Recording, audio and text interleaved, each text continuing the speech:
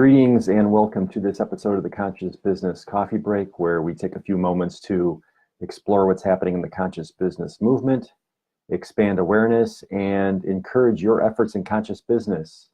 I'm Stephen Donaco of the Conscious Business Enterprise, a division of Humanities team. And on today's program, Business as Citizen Activist.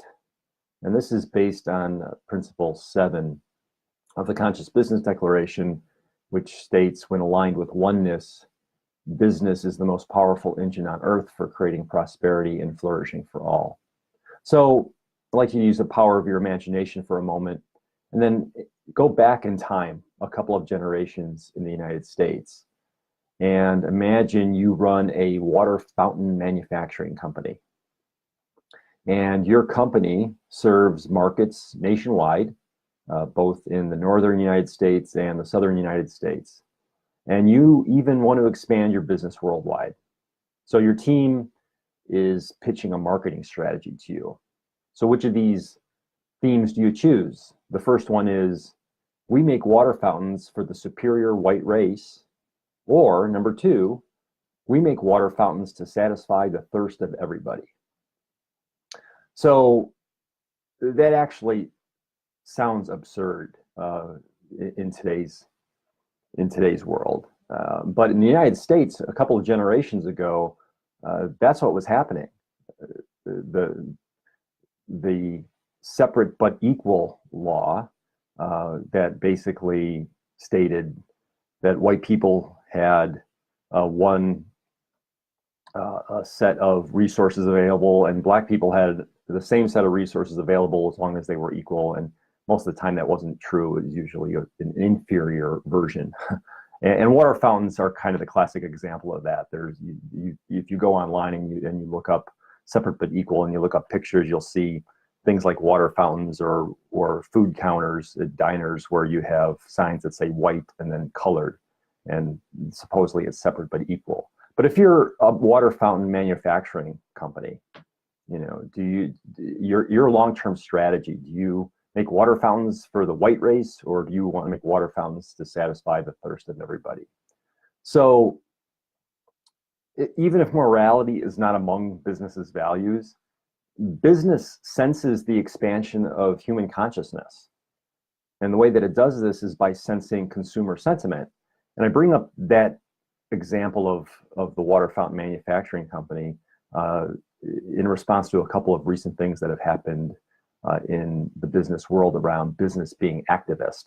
And the first one is the shoe company Nike had released an ad with Colin Kaepernick, who's an NFL football quarterback who's been at the center of a protest movement over the shootings of unarmed black men by police. Now, he's known as the player, of course, who's knelt during the playing of the national anthem before games. And in the Nike ad, the words superimposed over his face are, "Believe in something, even if it means sacrificing everything. Just do it." So then what motivated Nike to unleash this ad? And really, the article, which I'll link to in Marketplace Radio, is the answer to that question is that it's a business decision.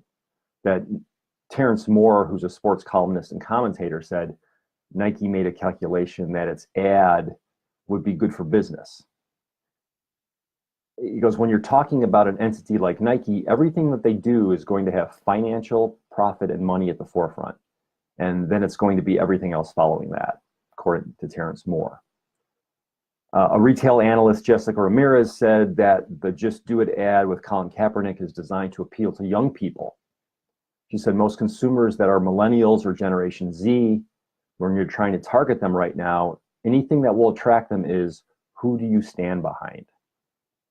So this is, again, this is a business sensing into the expansion of human consciousness and responding accordingly. Another example is in India.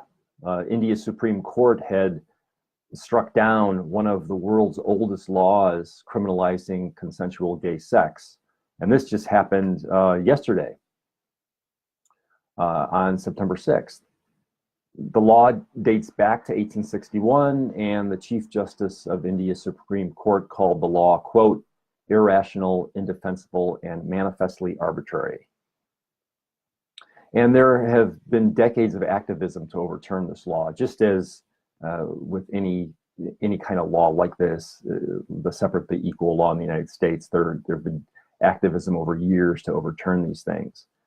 It's been a 9-year court battle in India, particularly going back to 2009. The Delhi High Court struck down the law, and then the same court changed its mind in 2013, reinstated it, and now the current case was filed earlier this year, and the decision came yesterday.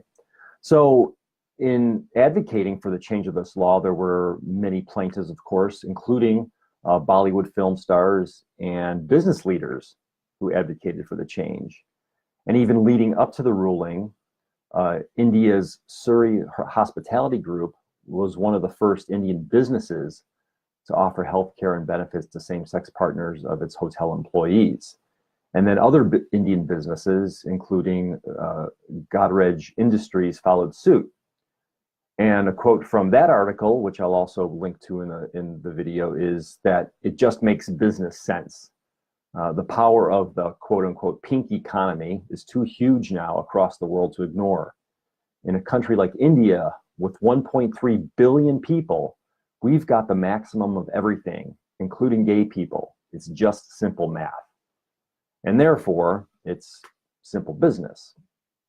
So if we look at the consciousness of business in the context of both these stories, the Nike story and the Supreme Court ruling in India, that was where there were a lot of businesses advocated for this change in the law, the consciousness of business is really that business follows the flow of money. So again, morality aside, that's what business is interested in, the flow of the money. So businesses follow the flow of the money. And money, of course, is spent by human beings. So therefore, business is interested in the consciousness of human beings to align with the flow of the money. So the bottom line then is that the evolution of business can only follow the evolution of humanity. And this is how business can affirm itself as among the most powerful forces for good. So I will link to these articles about Nike and the India Supreme Court decision in the comments to the video. And in the meantime, wishing you all a great weekend and enjoy this entry into the fall season as we continue to expand consciousness and support your efforts in conscious business. So we'll see you next week on Wednesday, 9 a.m. U.S. Central Time for another edition of the Conscious Business Coffee Break. See you then, everyone.